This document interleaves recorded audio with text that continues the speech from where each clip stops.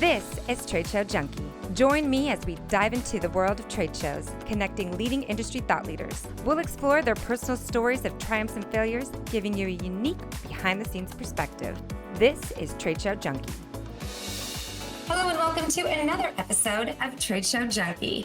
I'm your host, Stephanie Beringhele, and joining us today is the queen of trade shows, Gabrielle Weiss. Gabby, welcome to the show. Thanks, Stephanie. It's so great to be here. I really appreciate your time today. Well, I'm super excited because today we are flipping the script. You are the VP and the chief editor of Trade Show Executive, but I'm putting you in the hot spot, and we're going to ask you so many lovely questions about just an industry that we love. So I'm going to dig in. First, we have to know the story. How did you get involved with Trade Show Executive, and who is Gabby? I think we'll start probably with how I got involved with Trade Show Executive. And so I worked for the parent company, United Service Companies, and I was a communications executive. And I worked directly with who now is our chairman and president, Rick Simon. And I worked alongside him for the different department heads at the parent company, creating corporate comms initiatives, and then also working on some special projects. So my background is in journalism and corporate comms, as well as public affairs. And so when Darlene Goudeia, our president emeritus, when she was ready to step down, I was offered the position. I'd worked with Darlene on a few initiatives. She got to know me, and I took it from there. I started out as managing editor with an eye towards growing into the publisher and managing editor role, and then continue to strive to become president of Trade Show Executive. So currently, I'm working towards those goals, but trying to do justice to Darlene's role and improve all aspects of Trade Show Executive and improve upon the brand equity that she left me and I inherited. So that's how I got my start here. The second part of your question, like, who am I? So I really started out in public relations, and I interned with a really great place here in Chicago where I am based. And one day I started working for a community newspaper, and I had a community beat, and I was inside publications, and I won, I was a finalist for a Lisagor Award, which is a very prestigious award here for journalism. And it was for covering a group called Sarah Circle, and they run a homeless shelter, but specifically for women and those particular needs of women in that demographic and all of the help that they're bringing to that particular neighborhood. And from there, I've always just enjoyed writing and being a part of the media. And my road took me to be a corporate communications person. There, I helped to develop communications and communication strategies for C-suite executives and different department heads to kind of move the business along and to help to reach the goals of the overall ideas of the CEO. And I worked for some really talented people. And so then I found myself working with our parent company, United Service Companies. And I've been diligent in my efforts with communications. I love connecting ideas and people.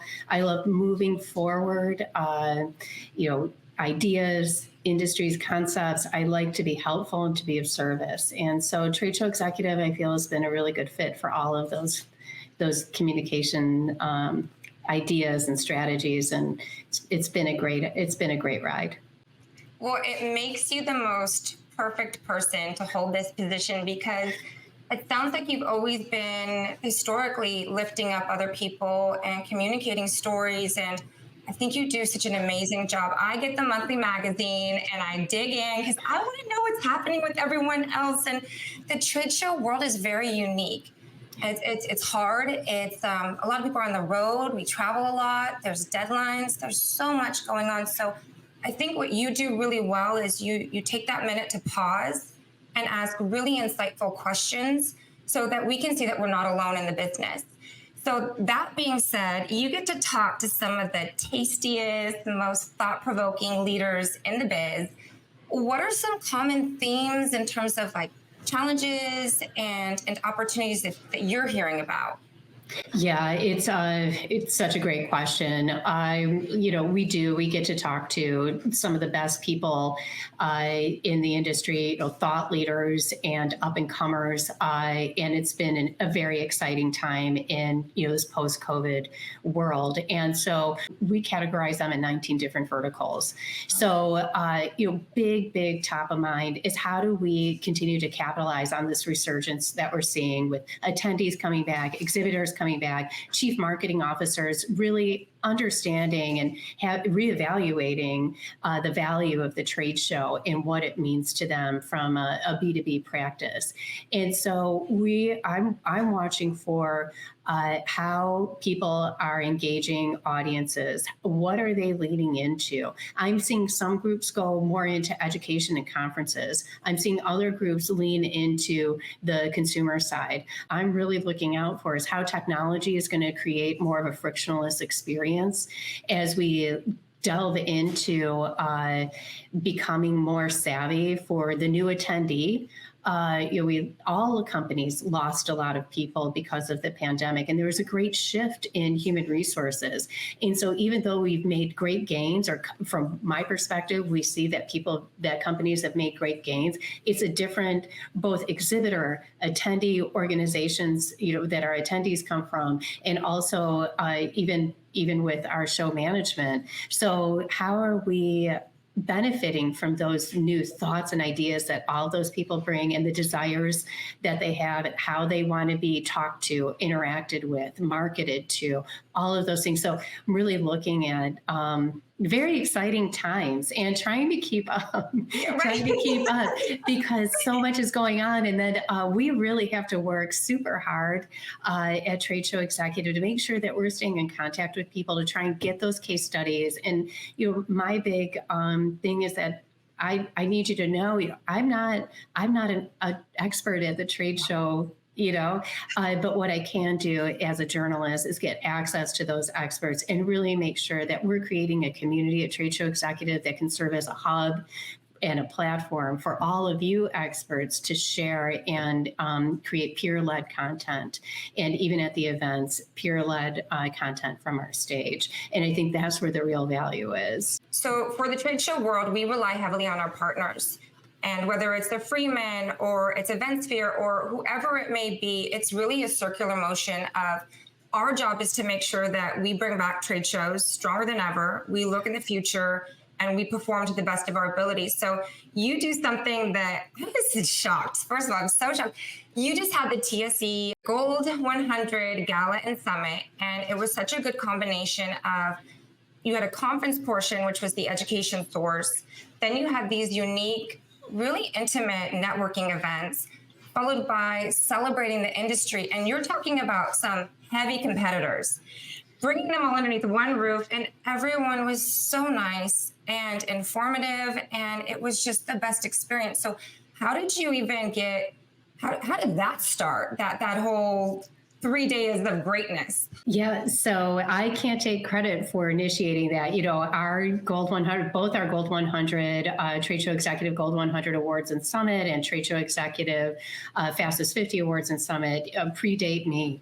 But, the format is the same. And so when I took over, I saw, for me, and especially having a small team, I like to create like brand personas or to think about things from like a personality thing. And so for me, our events have 4 common things, and that's going to be education, networking, recognition, and glamour. And I feel like those are the combinations that we will see at Trade Show Executive events.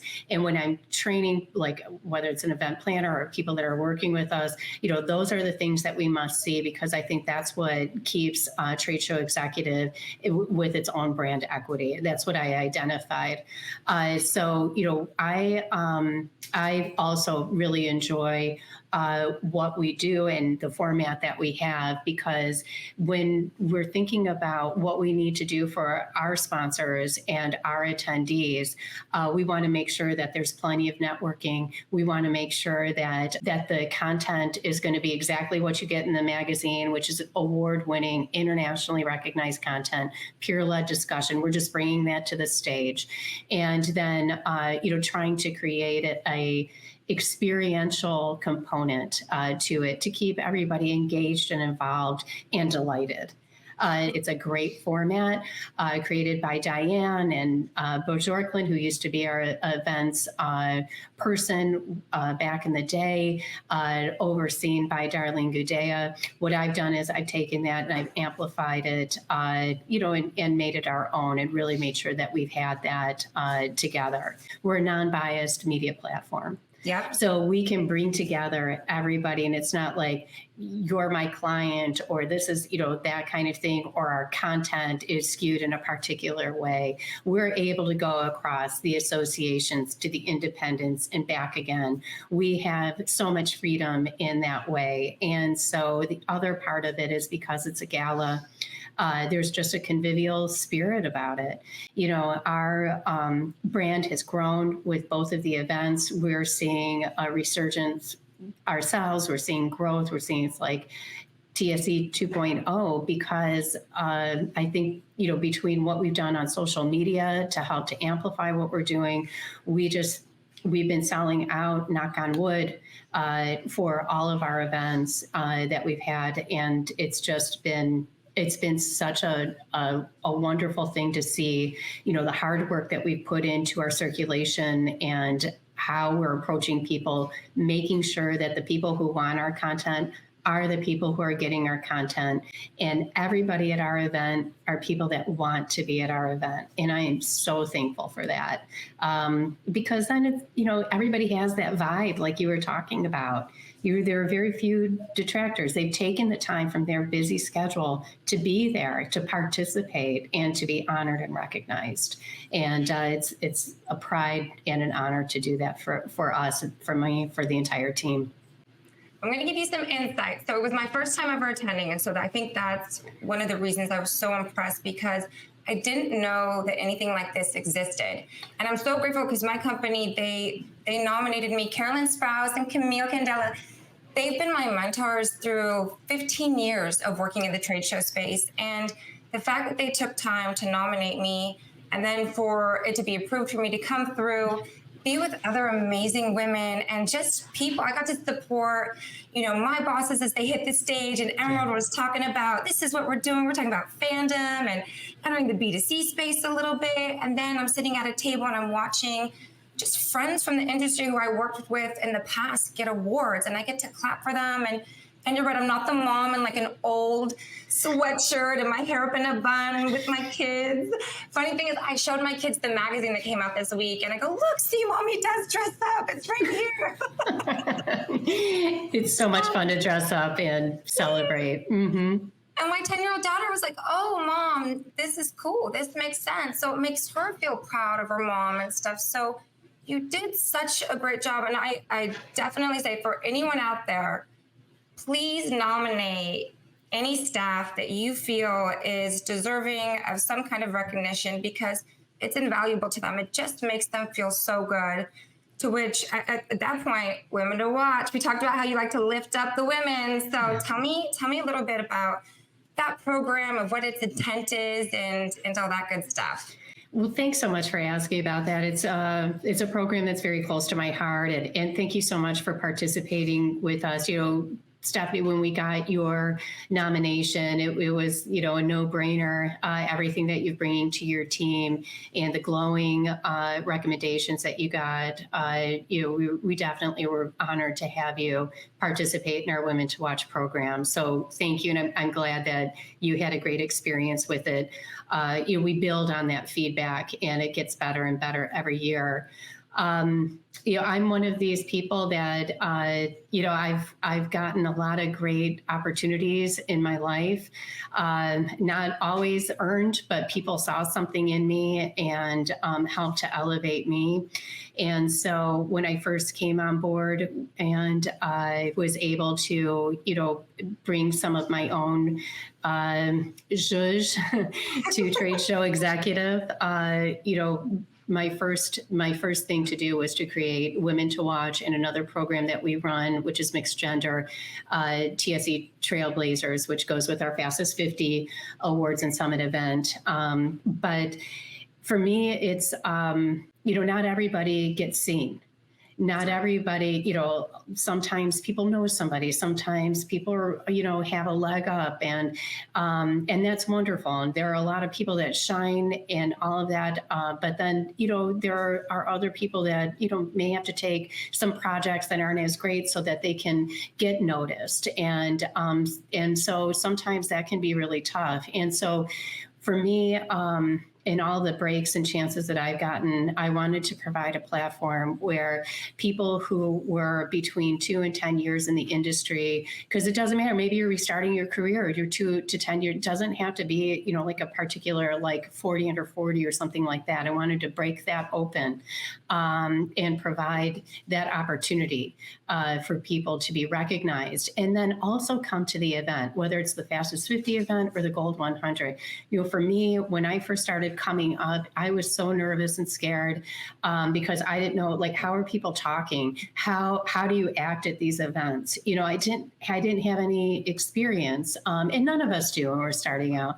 But this, at least, you're recognized as an up and comer. You're plopped into a group of some of the top people in the industry, and you're able to make those connections. To me, it's like it gives you that opportunity to see, experience, learn the jargon, learn the vibe, and to hopefully help give you that leg up so that, you're not as, it's not so foreign when you really start to come up in the ranks. It was also really important to me to have you guys come up on the stage and to be recognized and to have this as a feather in your cap if you wanted. We do a feature in the magazine with our Women to Watch. It comes out in our December issue, so that'll be upcoming for you. So please do share it with your family and your children, like you were mentioning with our Gold 100 recap. I think they'll be really delighted. I'm certainly very happy with how it turned out. But we dropped that at our biggest issue that goes to Expo, and so also are giving that recognition through editorial. So we try to create an event for our up-and-comers that they can be proud of, the nominators can be proud of, and that we can shine a light. And then for me personally, I can pay it forward, which is really important to me. So content, we talked about this. So you do these amazing events to network and really bring everyone together. But throughout the year, you get to have a monthly spread, and you really dig into stories and layers and all of that. And I think a lot of trade shows that are out there right now, they're paying attention, and they have their own content that they're producing. So in the whole world of commerce and retail and everything like that, how important do you think it is for trade shows to produce their own content, keep it consistent, and really keep a pulse on the people that they're servicing? Here's the thing. When we're working on our very specific niche audience, trade show executives, we're in contact with them a lot. So we've got the pulse on what's going on as best we can. Sometimes we hit it, sometimes we miss it. But as best we can, we've got a pulse on what's going on. So when we get close or we're starting to look at content for the event, we know what's going on. We also have a huge research arm that folds into our magazine, and so I can also look at our research to see how things are trending or what's going on. So it's having that engagement through content and letting our attendees and our readers, our subscribers contribute in terms of, people are calling in or telling me this, or we're asking for their information or sources, or creating stories and development. It creates engagement all year round. And, and then we get to have this beautiful two events where we get to be, and they're very different crowds and they need different content. But at the end of the day, they're involved with us. We're involved with them. It's not just once a year. So, I have to say this though, it has to be scaled. I see where we could be doing much more, and we could have deeper content. And with good planning, we'll get there, and we'd get there faster with more people. So to do it, I think it just should be done well. We don't want to take like a press release. For us, we wouldn't want to take like a press release and just, repurpose it. We want to have original content that's meaningful to our subscribers. So that format just wouldn't work for us. But so that would be my one caveat. If you're going to go through and do a 365 on engagement, be engaged. So you had done an interview with Sarin Bachman, Group VP of RX Jewelry. First of all, she was fabulous on the stage during the event. And then also your follow-up on it, you asked some great questions. And what resonated with me is that she was at the top of her career, and then she took a step back. She wanted to be with her family, so she made the decision with her husband to say, I love this job, I love my career, but for right now, I'm needed back at the house. So her company, Open Arms, when she was ready to come back and things got a little bit calmer, she returned and she took center stage, and she had such great insight on how she's moving along for the future of the company and the business. And in the article that you asked the question, you said, what can leadership do to help the next generation of trade show professionals for both men and women? So like I said, we're flipping it on you. You're in the hot seat. So Gabby, what does leadership do to help this next generation and attract top talent and maintain it and keep people excited? My experience is that this type of culture, starts at the top. So I think you really have to have buy-in from the top leadership in order to create the cultures that sustain that type of and foster that type of creative environment. I am seeing a lot of great things happening throughout our universe of trade show executives and the companies, the leaders that lead them to help to create that. And I think we also, in going through COVID, understood how important it is to make sure that we're attracting talent and being available for talent, and being upfront and honest about the type of job that this is. Oftentimes it's not going to be a 9-to-5 job. I could tell you from my perspective, what I do is, nobody's working harder on my team than me. That's just how it has to be. If there's time off that needs to happen, we're creating a plan on how to make sure that those obligations are met. I believe in and do cross training. So if there's a sickness or in a family emergency or something that's going on and a breaking news story comes on, we'll know how to post it, how to get it out through our digital mail. And I think cross training is really important to do. So that we can cover each other. But then that also, with a small team like mine, it also gives us opportunity to try different things and expand our knowledge. I believe that, we have ebbs and flows, at least at Trade Show Executives. So I like it when I can see that my team is leaving on time and enjoying their life, and knowing that there's going to be some times ahead where I may need them to stay later. I feel, though, it's imperative and for me to create a plan and get help with that plan to make sure that the things that we have in the works and these ideas that I have so many ideas, and for me as a leader, I have to take stock in the fact that and I've had to learn this the hard way, that not all things can be done with I got to work with the tools that I have. Otherwise, I myself am overextended. If I'm overextended, then I'm not being as good as I can be for my staff and the things that they need done, so that we can meet deadlines and all of those things. So, that's what I think we can do. On top of that, for me, I make sure that I've got a great product. I mean, that's what I'm striving for, and that we have notoriety. I want to be the best. I want to attract the best, so that when people are working with us, they see, kind of that's part of how I attract talented writers, designers, all of that. So people are excited to work with Trade Show Executive, and I want to keep it that way. And so being respectful that people have a life and time that they need to enjoy. And, and I think that only feeds into the kind of creativity that's needed to take it to the next step. But what I can say on top of that is I try very hard to check in with my staff on a regular basis, even if it's just to sit down and say, hey, how are things going?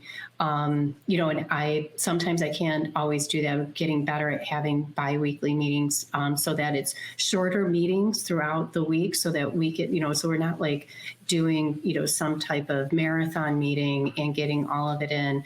I like to check in like that. So also finding that, but you have to find your groove. And then I feel like once I find my groove changes. So I'm always adapting, or something changes on the team, and, we're all growing people and changing people, and things change in our lives. So I think that adaptability has to be, when you're a leader, you're calling balls and strikes, and you're doing the best you can. For what it's worth, that's what I got. That is great advice. I love cross-training because it inspires and it educates and keeps people moving forward in their careers. At the same time, it alleviates some of the pressure.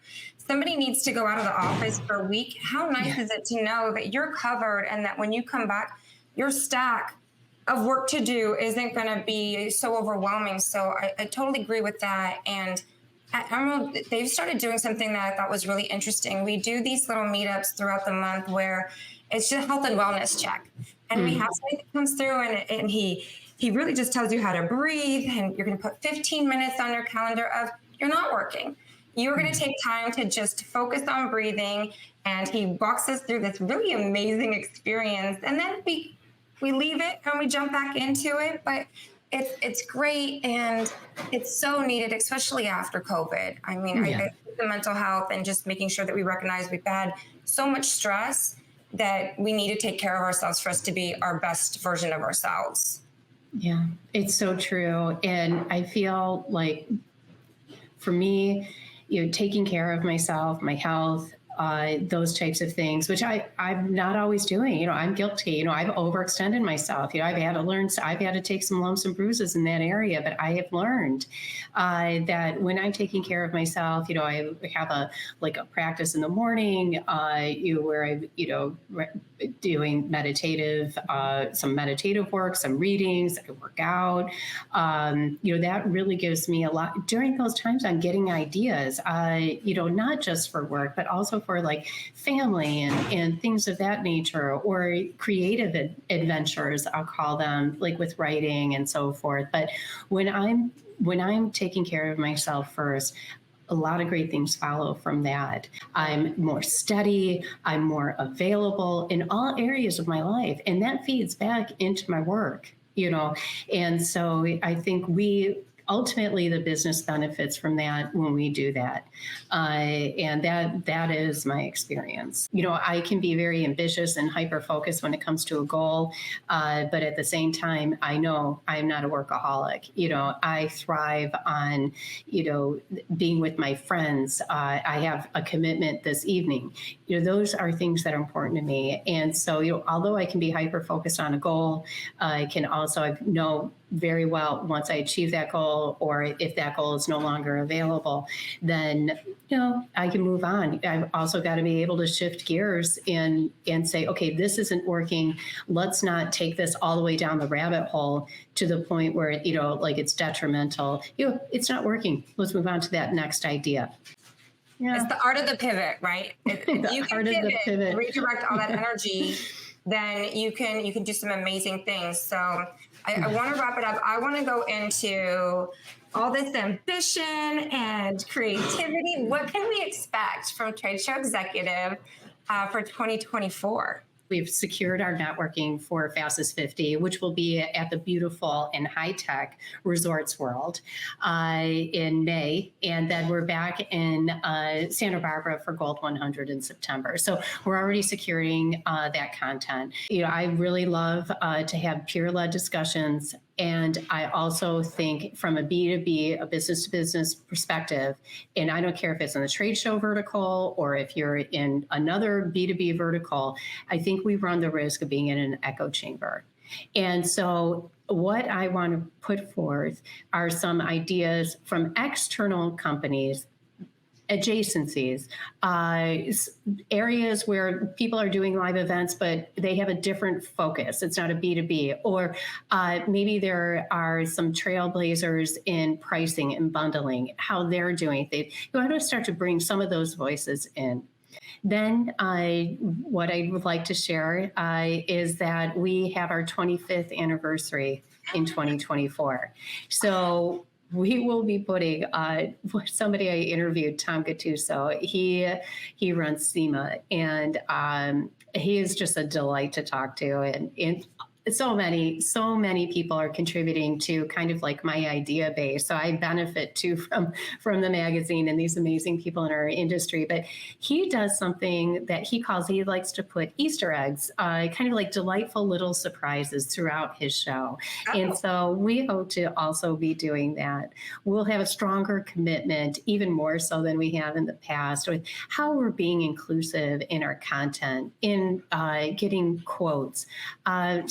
And I'd like to see us do a little bit more on our event side as well. I could go on about the ideas that I have for Trade Show Executive, and they will be realized, at least while I'm here, maybe 1 foot at a time. But we do have a lot of irons in the fire, so all of it to help our industry stay advanced, meet these trends, these requests that all show organizers are getting from their stakeholders, and try to elevate that and everything that we can with every stitch of Trade Show Executive to bring that forward. And we'll need your help, Stephanie, so don't think you're off. Oh, I'm there. I guess I'm going to flip the script now. Count me in. It's all hands on deck. We love this industry. It's beautiful. And if you're not following, so what's the social that everyone should follow? They should be... Get the magazine, because this is going to keep you informed. But how do they follow social? We're on LinkedIn, Twitter, and Facebook. We are looking at Insta, but that would be more, we'll change up our focus on Insta. We're kind of working on that right now. How do we make our visual storytelling? Because when I'm working with my writers and the TSE team, especially on the magazine, I'm like, we are telling a story both through the written word, but visually. We have visual learners. So when you're looking at a spread or an article, you're taking it in. Some people are going to say, look at the visual area and say, okay, I know what this article is about, along with the headline. Others are going to say, okay, see the headline, let me get into the words. I understand what I'm about to get here. So, we would have to revamp it a little bit for Instagram. So a little bit slow on that, but LinkedIn is really where we flex our muscle, and they're all great, but definitely Trade Show Executive on LinkedIn is going to be a good bet. I love LinkedIn. So yes, I follow all those posts. I like them. And so just a big thank you. I think I speak on behalf of the whole industry. Thank you, Trade Show Executive. And thank you, Gabby, for just keeping us all informed and together and loving this industry. So thank you again for being part of this, and we'll see you at all those amazing events that are coming up. Thanks, Stephanie. And I just have to say, it's been a delight to get to know you, and I look forward to seeing all of the wonderful things that you do. And I do sincerely hope you'll keep in touch with Trade Show Executive, and just know I really do want the story first. Liked what you heard? Make sure you subscribe to my channel for all future episodes and bonus content. You can also follow me on Spotify, Apple, Google, and iHeartRadio.